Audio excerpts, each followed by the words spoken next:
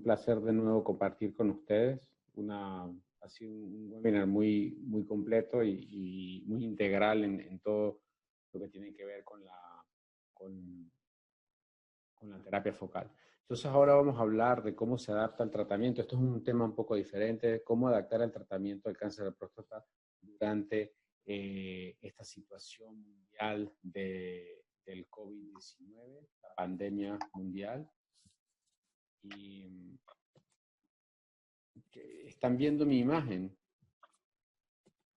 Sí, estamos viendo su presentación, doctor Rafael. Sí, se ve, Rafa. No logro no logro avanzar la diapositiva. Ok, perfecto. Entonces no tengo nada no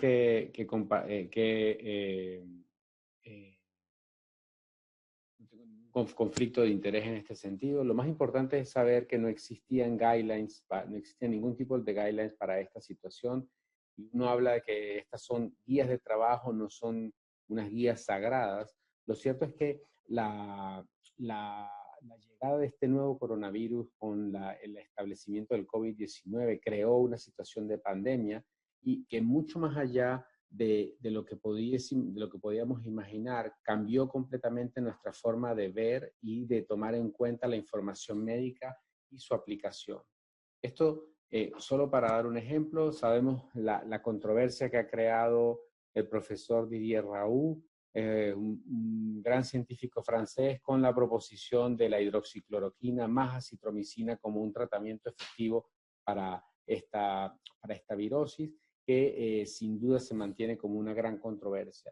Todos estos ejemplos de información y de puntos y contrapuntos nos hacen ver cómo la pandemia cambió la forma de ver la información. Lo cierto es que en el cáncer de próstata localizado existen un alto número de diagnósticos que se realizan tanto en Europa como en Estados Unidos, y tenemos 3 formas de tratamiento, que son la vigilancia activa o las 2 opciones radicales. Sin duda la terapia focal viene como un punto intermedio entre estas opciones, porque sabemos que existen, como ya se ha dicho, nuevas formas de hacer una caracterización tisular del tejido prostático, y sabemos que existe un perfil muy amplio del cáncer de próstata en base no solamente al riesgo, sino a los diferentes tipos de variables que pueden definir el riesgo en el cual está el paciente y los diferentes tipos de terapias que se pueden ofrecer para cada una de estas situaciones. Dicho esto, debemos tener en cuenta que estos pacientes que sufren o que pueden estar expuestos al COVID-19 tienen un riesgo más importante de morbilidad y mortalidad en el postoperatorio. Entonces se ha hablado, inclusive es lo que hacíamos nosotros en París, se hacía test para todos los pacientes que debían por fuerza mayor recibir una cirugía o un procedimiento invasivo.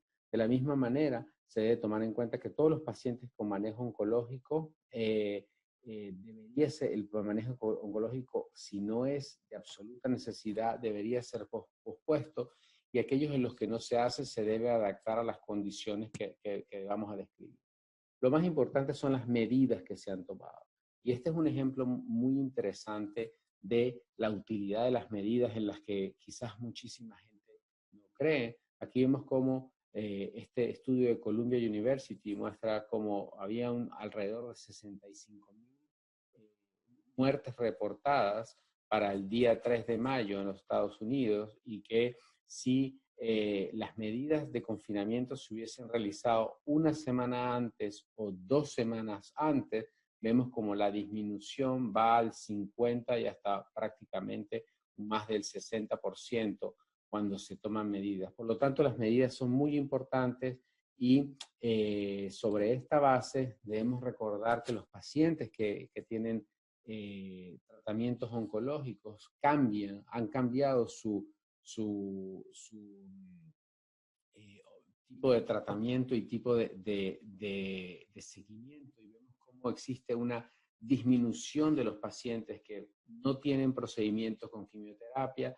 Los pacientes que tienen una quimioterapia en curso generalmente se mantienen, pero existe una alta tasa de cancelación, un aumento de la telemedicina que ha permitido garantizar el seguimiento, y existen pacientes que igualmente se mantienen estables, los pacientes que no atienden la consulta. Estos son cambios que se ven en los Estados Unidos desde el punto de vista del impacto de la pandemia. En cáncer de próstata, ¿qué sucede?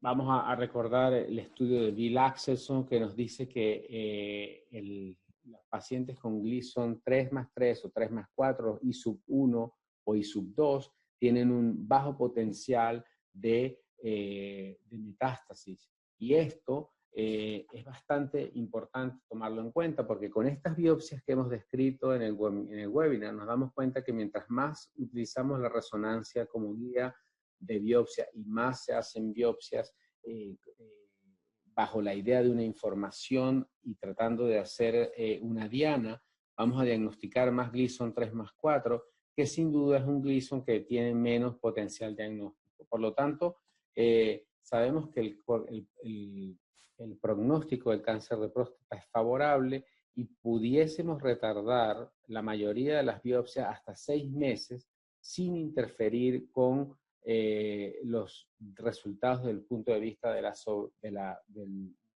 control del cáncer, si hubiese cáncer, en la mayoría de los casos.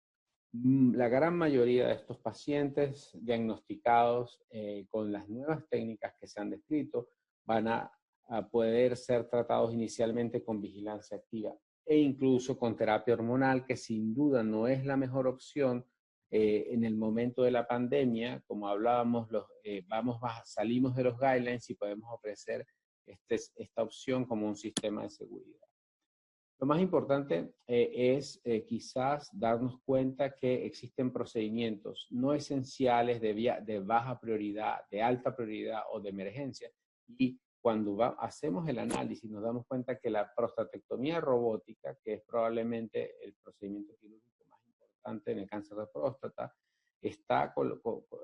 se ubica dentro de los procedimientos de baja prioridad y es el mismo caso para la biopsia transperineal de la próstata. Entonces, estos procedimientos pueden y deben ser retrasados en la medida de lo posible. Si vemos otros perfiles de enfermedades oncológicas en urología, nos damos cuenta que en cáncer de vejiga o cáncer de testículo, incluso el cáncer de pene, vamos a tener unas prioridades que son completamente diferentes. Esto es importante recordarlo para hacerle entender a la gente que no existe una urgencia vital para el tratamiento.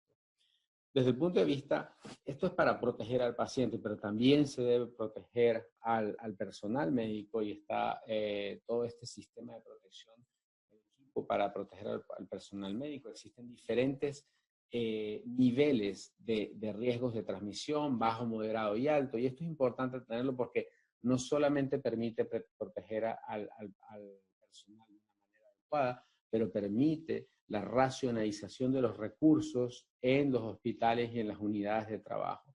Lo cierto es que si vamos a una cirugía en los pacientes de alto riesgo, sin duda vamos a tener que utilizar todos estos elementos de protección, como las máscaras, protecciones oculares, dobles guantes e incluso doble sistema de protección a nivel de la bata quirúrgica. Pero lo que debemos recordar es que no todos los procedimientos están expuestos a este tipo de riesgo, y más importante aún que si seleccionamos a los pacientes con interrogatorio para ver a los pacientes que son oligosintomáticos y eventualmente PCR o exámenes, vamos a disminuir la posibilidad de ver este tipo de contaminación.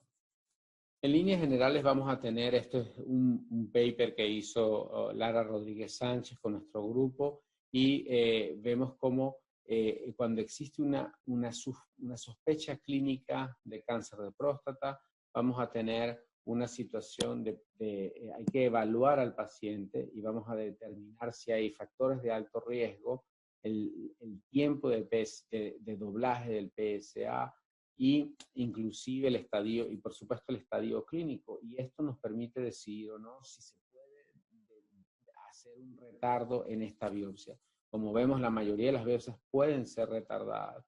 Si no existen factores de alto riesgo, esta biopsia puede ser retardada incluso hasta un periodo de 6 meses sin impactar de forma negativa el resultado oncológico. Esto es solamente para el diagnóstico.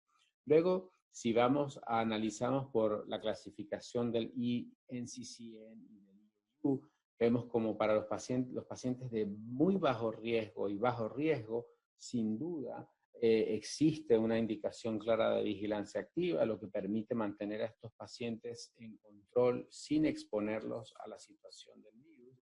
Y en los pacientes de riesgo intermedio puede haber un retardo en el tratamiento. Inclusive tenemos la nueva publicación de Memorial que muestra que existe un porcentaje de esta población de pacientes Gleason 3+4 que pueden ir a vigilancia activa. Ese no es el punto de discusión ahora mismo, pero si existe una necesidad de dar un tratamiento, se pudiese inclusive pensar en deprivación hormonal y esto adaptándolo, por supuesto, a la situación especial que estamos viviendo. No creo personalmente que la terapia focal tenga un rol específico durante la pandemia, porque como vemos, estamos entre vigilancia activa o las opciones de privación hormonal. Algo muy importante en urología es el hecho de que existen pacientes con síntomas gastrointestinales y la diarrea puede ser un elemento importante sintomático en estos pacientes. Estos pacientes van a tener una descarga viral que puede ser hasta de 2 meses luego del inicio de síntomas. Y si pensamos en hacer una biopsia, así la hagamos transperineal, va a haber un acceso transrectal y por lo tanto existe una posibilidad de contaminación y esto debe tomarse en cuenta si tratamos o pensamos que debemos forzar un diagnóstico de cáncer de próstata en este momento. ¿Qué pasa con los pacientes de alto riesgo o de muy alto riesgo? Sin duda hay que priorizar el tratamiento y en estos pacientes vamos de nuevo a pensar en bloqueo hormonal inicialmente, a menos que sean pacientes de muy alto riesgo en los que un procedimiento quirúrgico se pueda imponer o radioterapia. Sin embargo, la radioterapia o la resonancia o la prostatectomía radical irían como un elemento complementario luego de una terapia hormonal para pasar el periodo crítico de la crisis sanitaria. Dicho esto, sabemos que existen nuevos protocolos en alto riesgo que hablan de terapia neoadyuvante y estos dan soporte a este tipo de tratamiento en estos pacientes. ¿Qué pasa con los pacientes que fueron tratados, específicamente aquellos que recibieron tratamiento con prostatectomía y tienen recurrencia bioquímica? Sabemos que vamos a definitivamente hoy en día evitar hacer una radioterapia adyuvante. Tenemos los resultados del Artistic Trial, que habla más de un beneficio para los pacientes con un rescate temprano y no adyuvante. Es un rescate temprano, un seguimiento de estos pacientes, que sin duda nos va a permitir mantener en el tiempo un control sin perder la oportunidad de ofrecer un tratamiento adecuado en el momento adecuado. Sin duda esto es importante porque el paciente va a sentir la seguridad de que se está haciendo algo para evitar que la enfermedad vaya a progresar, incluso cuando tenemos limitación en las formas de tratamiento. Para la enfermedad avanzada no es el tema del día de hoy, pero sabemos que en los casos de enfermedad metastásica o incluso en la castración, resistencia a la castración, se pueden trabajar con los bloqueadores androgénicos de nueva generación, abiroterona, palutamida, darolutamida o enzalutamida, y que pueden ser combinados con los bloqueos androgénicos como los LH-RH. Esto se puede usar de otra forma. Los pacientes que tienen indicación de quimioterapia quimioterapia, inmunoterapia o incluso radio 223. Probablemente no deberían ser indicados en este momento debido a las consecuencias hematológicas que pueden relacionarse con el virus. Esto, por supuesto, son conceptos que cambian y que a lo mejor lo que vivimos en Europa hace un par de meses es diferente a lo que se está viviendo en este momento en América. Lo más importante es que recordemos que estas palabras que a mí me parecieron muy impactantes de Mark Lewis, que fueron publicadas en el New England Journal of Medicine, y que hablan de que existe un número de pacientes que que pueden morir en base el impacto sobre la inmunidad que tienen a razón o por culpa del COVID-19, pero que en el seguimiento va a haber estos pacientes que tienen cáncer y que van a tener impacto desde el punto de vista oncológico, porque se haya retardo del tratamiento o porque el tratamiento haya sido cancelado. Entonces, la segunda ola del COVID-19 es quizás relacionada con estos retardos del tratamiento e incluso, como ya se ha discutido, con los impactos económicos que ha traído la pandemia.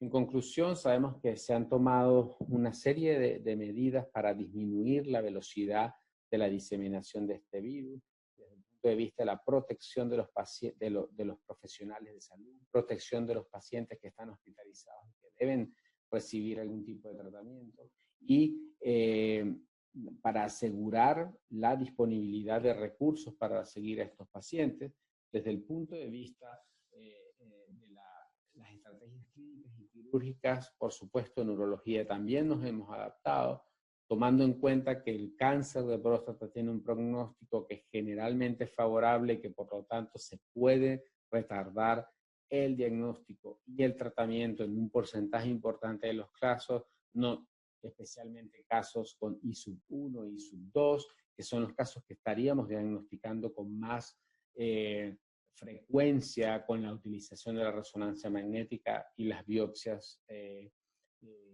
guiadas. Y sabemos que existen terapias terapéuticas que pueden utilizarse, y si estas no están disponibles, siempre tendremos la deprivación hormonal como una forma de ofrecer al paciente un freno a la enfermedad mientras se resuelve el contexto sanitario. Muchísimas gracias por escucharme. Muchísimas gracias y bueno, yo espero que haya sido útil. De verdad que un placer haber podido participar con ustedes en este webinar.